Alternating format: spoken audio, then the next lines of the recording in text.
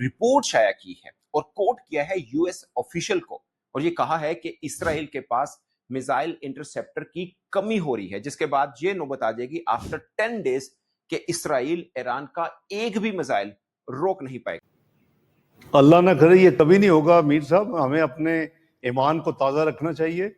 इनकी ऐसी तैसी जो ऐसी मैली आग से पाकिस्तान की तरफ देखे, मेरा ख्याल है इनके लिए बहुत बड़ा तजर्बा हो चुका है 6 मई की रात और 10 मई की सुबह तक। ये पीछे आप देख सकते हैं दोस्तों, ये टाइम ऑफ इसराइल, ये इसराइल का अखबार है जिसने कोट किया है द वॉल स्ट्रीट जर्नल को, और इसने लिखा है Israel is running low on defence Arrow missile interceptors, the Wall Street Journal reported Wednesday citing an unnamed US official. ये हम नहीं गए थे किसी के पास कि जी आप जंग रुकवा दें ना, हमने को पहली एस्केलेटिव मूव की थी।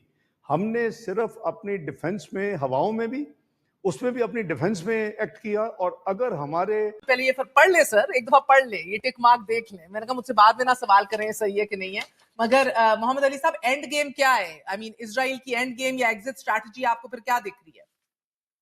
देखिए, यानी उन्होंने यूएस ऑफिशियल को कोट करके ये बात मेंशन की है। अब आप यहाँ पे देखें, ये भी टाइम्स ऑफ इसराइल की वही स्टोरी है, और यहाँ पे इन्होंने वाशिंगटन पोस्ट को मेंशन किया है। A report in Washington Post Tuesday cited सूरतों में रैशनली स्पीकिंग जंग खत्म हो सकती है।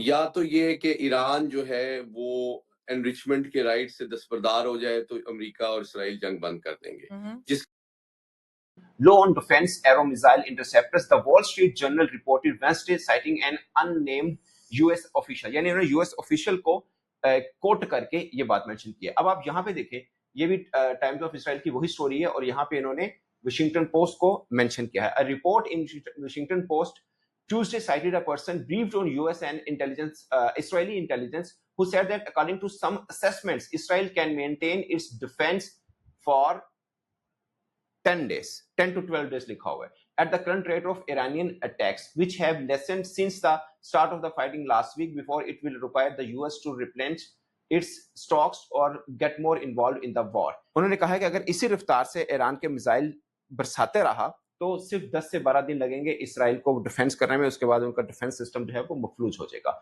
और एक और चीज उन्होंने यहाँ पे मेंशन की है, ये बहुत खास पॉइंट है, कि Israel already chooses to allow some missiles to fall when it knows they will land in open areas. However, when faced with large barrages, it has been unable to shoot down all missiles headed to population centers or critical infrastructure. उन्होंने बोला कि Israel के पास already यहां तक नौबत आ पहुंची है कि वो सिर्फ उन मिसाइल को इंटरसेप्ट कर रहे थे जो उनको लगता है कि ये सेंसिटिव जगह पे गिर रही हैं, मगर अब पोजीशन वो भी आ रही है कि जहां पर सेंसिटिव जगह हैं या इंफ्रास्ट्रक्चर हैं वहां पर भी मिसाइल्स गिर रहे हैं, क्योंकि सबको रोक नहीं पा रहा है ईरान। मगर ये सिचुएशन और वर्स्ट हो जाएगी 10 दिन के बाद अगर ईरान की स्पीड ये बनी रही है। दोस्तों, एक और पॉइंट जो आपने बार बार मीडिया पे सुना होगा कि ईरान ने धमकी दी है कि वो अबनाए हुर्मुज को रास्ते को बंद कर देंगे, जो कि एक आबी रास्ता है और इंटरनेशनल आबी रास्ता माना जाता है। बट उससे क्या होगा, ये बीबीसी ने एक स्टोरी लगाई है, मैं आपको पढ़ के सुना देता हूं, बहुत खास है।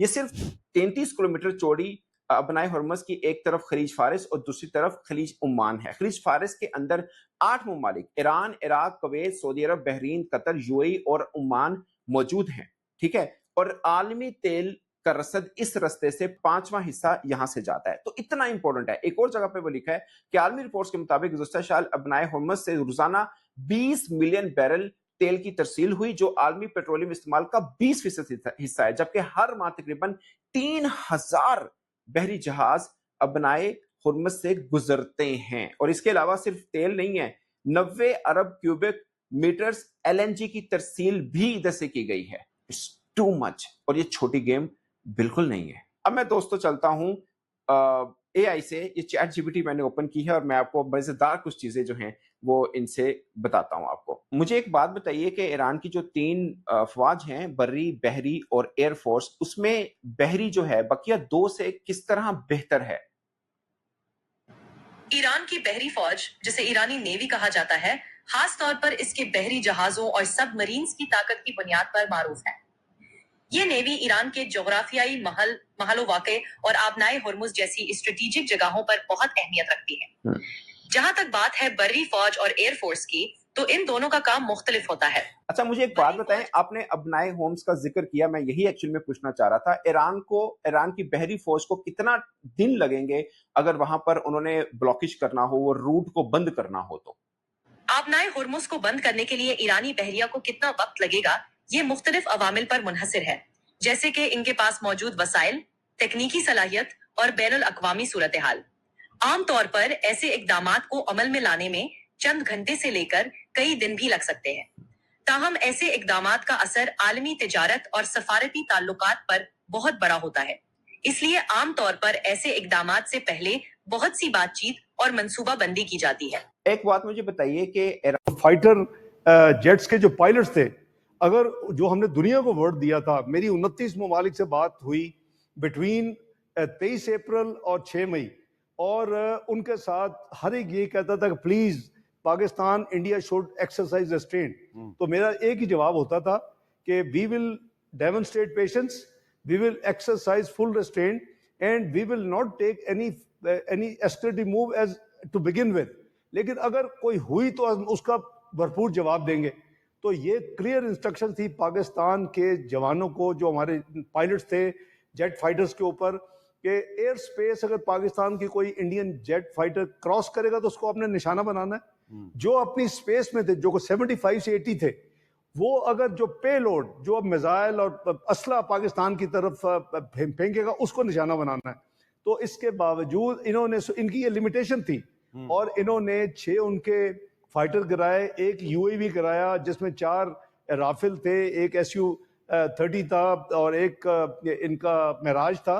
तो बात यह है कि अगर वो क्लेम करते हैं कि अगर उनको वो रिस्ट्रिक्शन ना होती, लेकिन हमने अपना वर्ड जो दिया था बैनुल अक़वामी, इसीलिए हमारी साख भी बनी। इंडिया ने जब 7-8 मई के दरमियानी रात को ये यानी ये रिटर्न प्रेस रिलीज की कि पाकिस्तान ने 15 इंस्टॉलेशन के ऊपर हमला कर दिया है और हम जवाबन मिसाइल अब मार रहे हैं और ड्रोन भेज रहे हैं, उस वक्त तो 29 ड्रोन आ चुके थे, तो वो झूठ था। और मैं दोबारा फॉरेन ऑफिस से मैंने जो मेरे काउंटर पार्ट्स हैं, जो की कंट्रीज हैं, उनको दोबारा रीच आउट किया, उनको एक्सप्लेन किया ये झूठ बोल रहे हैं, और उनको कहा कि भाई दिस इज डिजिटल वर्ल्ड, आप आए आके आप अपने रिकॉर्ड से चेक करें कि क्या हम बाकी 15 में या 14 में या एक जगह पे हमने हमला किया। एक मेजर कंट्री ने P5 की जो मेंबर थी, उसने मुझे चंद घंटों के बाद कंफर्म किया कि हमने चेक कर लिया, आप सही कह रहे हैं। और इसी तरह जो नेक्स्ट 24 घंटे में इन्होंने कहा जी हमने पाकिस्तान के F-16 गिरा दिया है। तो देखें, यही होती है प्रोएक्टिव जिम्मेदारी मुल्क के हवाले से। तो foreign office reached out to authority जो कि F-16 को यानी मॉनिटर करती है अमेरिका में बैठ के। उनको पता होता है कि F-16 हैंगर से निकलता है तो उनकी मूवमेंट उनको पता होती है। उन्होंने भी 24 घंटे के बाद अनाउंस किया कि कोई F-16 ना पाकिस्तान का इंडिया के ऊपर उड़ा है ना कोई गिरा है। इसने इंडिया की साख का बेड़ा गर्क कर दिया। जो ये पहलगाम में छोटा मोटा लोग को कुछ ममालिक कंफ्यूज भी थे या वेवरी थे कि शायद पाकिस्तान को इन्वॉल्वमेंट है, उन्होंने देखा कि हमारी दोनों राउंड्स जो हमने डिप्लोमेटिक पूरी कम्युनिटी को, अपने काउंटर पार्ट्स को अप टू डेट रखा, साथ यानी टोटल 60 दफा मुख्तलिफ ममालिक के फॉरेन मिनिस्टर से या डिप्टी प्राइम मिनिस्टर से या 1-2 कंट्रीज के प्राइम मिनिस्टर से मेरी बात हुई। रिमोट है।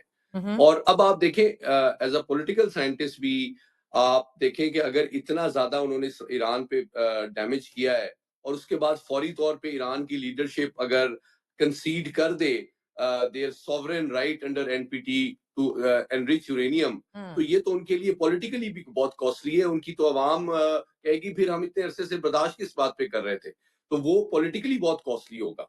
दूसरी बात ये है कि जिस तरह कहा गया, देखिए 3 एयरक्राफ्ट कैरियर्स इस वक्त मूव कर रहे हैं। USS कार्ल विंसन मौजूद है, USS निमिट्ज पहुंचने वाला है और एक ब्रिटिश एयरक्राफ्ट कैरियर भी पहुंचने वाला है। तो बात ये है कि जिस तरह के ट्वीट्स आपने ट्रम्प साहब के दिखाए हैं, जो कि वो अपने ग्लव्स उतार रहे हैं डिप्लोमेटिक, और उनका पोस्चर भी चेंज हो रहा है। रॉयल एयरफोर्स भी अपने पोस्चर को शिफ्ट कर रही है मिडिल ईस्ट में। तो ये देखें, एक जानिब डिप्लोमेसी की अगर वो बात करते हैं, इसको लिंक करें 3 चीजों को क्विकली मेहर साहिबा। एक जानिब वो कहते हैं कि जी ईरान दोबारा आ जाए मुज़ाकरात। भाई ईरान तो नहीं डिप्लोमेसी की टेबल से उतरा था, वो तो इसराइल ने बमबारी का, Israel has bombed the diplomacy. Number 2, America अपना डिफेंस पोस्चर ज्यादा अग्रेसिव करता जा रहा है। तो इसका क्या मतलब है कि ईरान पे दबाव बढ़ाया जा रहा है। तीसरी बात ये है कि जनाब या तो ईरान अपने जो हाइपरसोनिक क्रूज मिसाइल्स हैं जो कि पेनिट्रेट कर सकते हैं और accurately high value targets, command control centres या ईरान या इसराइल का जो डिमोना न्यूक्लियर रिएक्टर है उसको वो टारगेट करें, ताकि कोई जो कॉस्ट है इसराइल के लिए वो अनअफोर्डेबल हो जाए इस वॉर को सस्टेन करना, तो फिर वो रैशनली मजबूर हो जाएंगे कैलकुलेट करने के लिए कि हमारा वॉर स्टेमिना इतना ज्यादा अनअफोर्डेबल कॉस्ट को बर्दाश्त करने का नहीं है। तो अगर ईरान ये करता है, जो कि देखिए उसने डैमेज किया ईरान को, इसराइल को, लेकिन अगर अभी भी आप देखें हकीकत ये है कि प्रोपोर्शनैलिटी नहीं है डैमेज में। इन्होंने जिस तरह उनकी न्यूक्लियर साइट्स को हिट किया है, 5वां दिन है और ईरान इज फाइटिंग